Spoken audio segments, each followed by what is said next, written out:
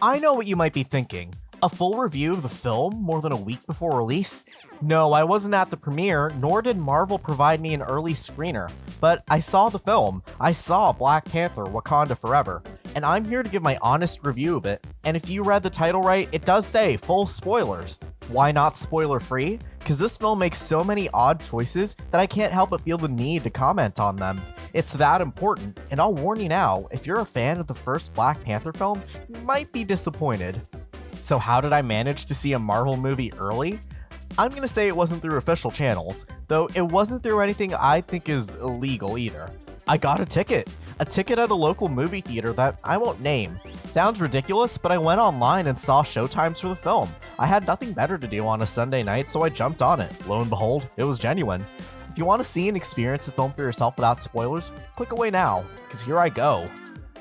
Please note, Marvel really pulls a fast one on us again with scenes from the trailer not appearing in the film. In fact, there's plenty to throw us off. Because the film is far from a home release, let alone a theatrical release, I'll be using trailer footage to the best of my ability to illustrate the plot for this synopsis.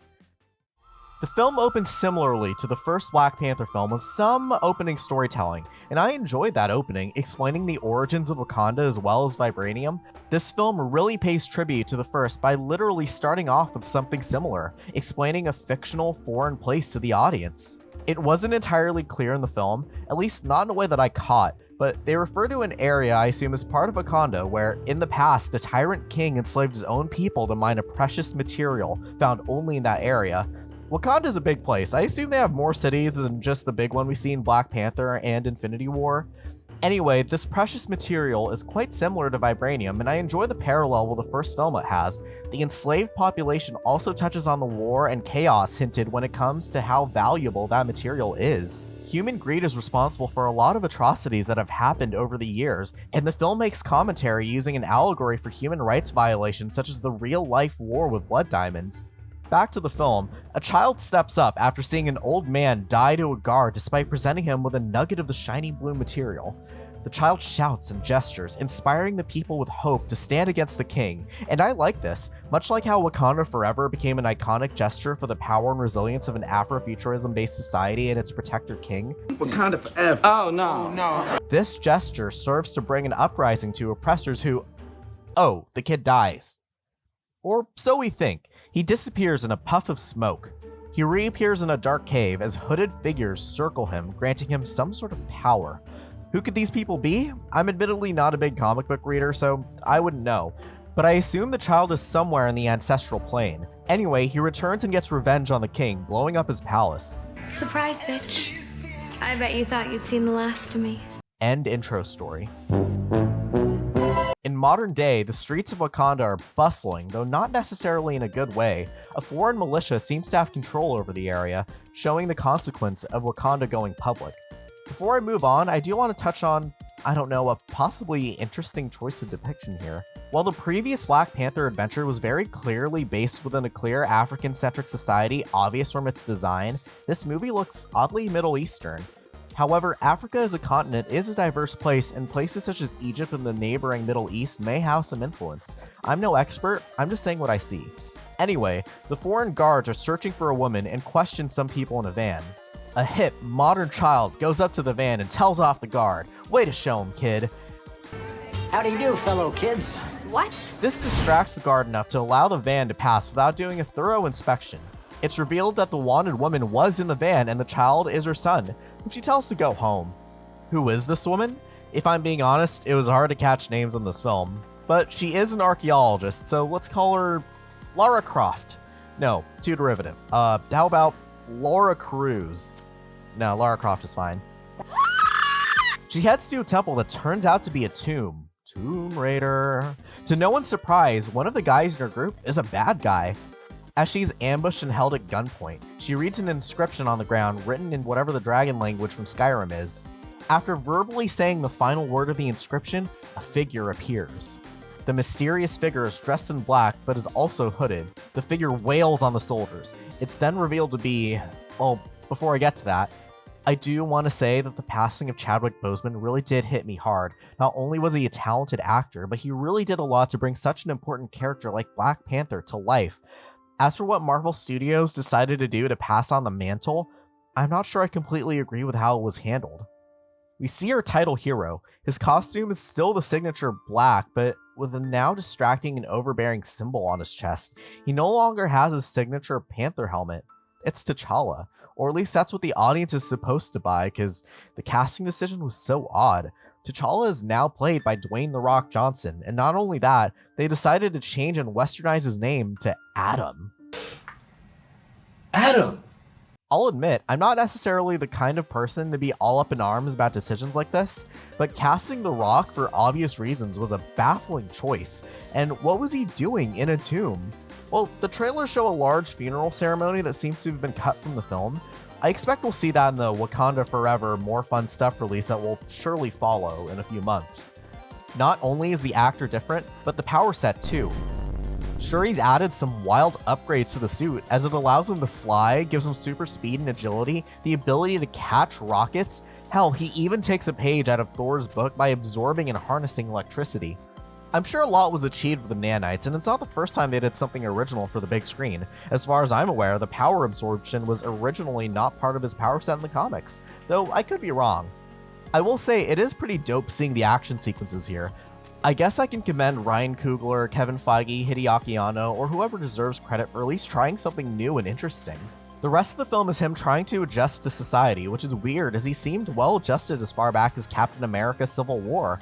I'm just saying, Marvel Studios, maybe check out your own character's continuity? In fact, his personality here is quite off, so he almost feels like a fish out of water. The Rock's T'Challa has to face off against a band of superheroes whom I feel are extensions of previous Marvel characters, which is a nice touch. It's a good way to incorporate elements and concepts from other films without overshadowing the main hero. First, we have Cyclone, aka not Storm. I really don't know why they couldn't use the name Storm or Aurora Monroe, but maybe there was still some legal issue that slipped through the cracks of the Fox merger.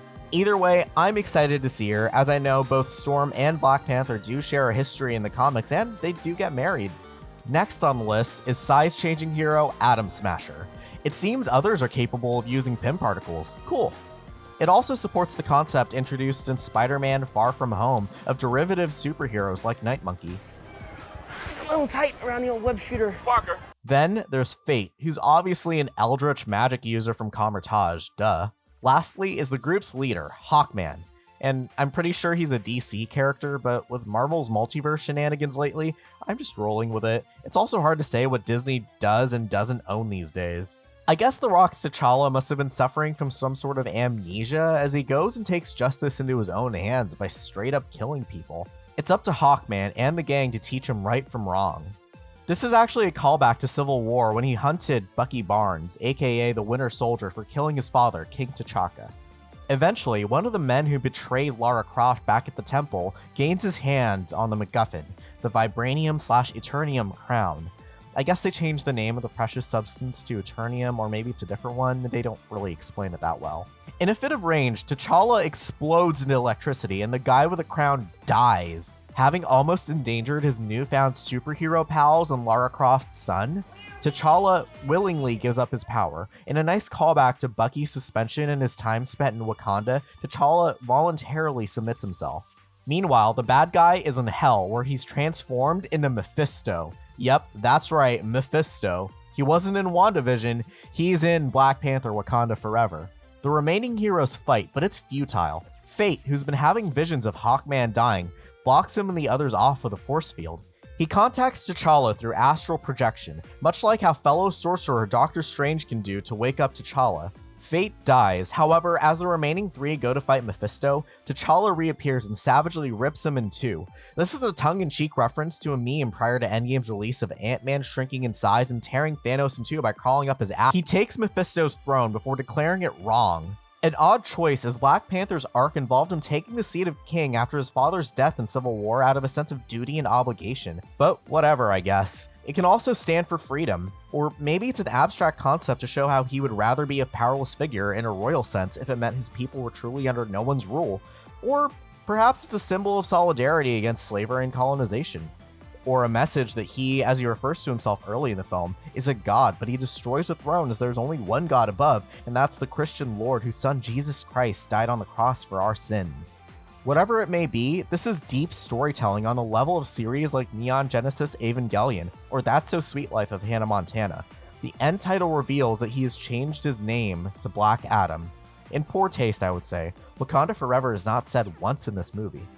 In a mid-credits scene, Henry Cavill's Superman appears in front of The Rock's T'Challa after he seeks a challenge. And again, multiverse shenanigans is all I can say. And a year ago, Marvel Studios' critically acclaimed film Eternals made mention of DC superheroes like Superman. Dad, that's Superman! Dad, that's Superman! Jack, it's really funny, Jack. No, that is no, definitely not he Superman. is. In conclusion, this was an odd sequel. I know there's a lot to live up to following the cultural juggernaut that was Black Panther and later Infinity War and Endgame, but this just wasn't it. It didn't stick the landing. But I would recommend you watch the film yourself to make that judgment.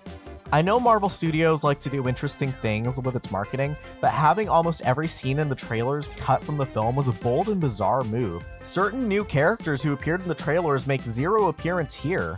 This includes the much-hyped Namor and Riri Williams, a.k.a. Ironheart. In fact, mainstay characters like Okoye, Nakia, Queen Ramonda, or even Shuri are absent from this film with no explanation. Hopefully this can all be explained in a future entry, but this film really highlights the decline of Marvel films. Well, that about wraps up my review. I give it 1 Ben Platt out of 10. Dear Evan Hansen last year at least made the right call with casting its lead not as The Rock, but as someone a little more age-appropriate.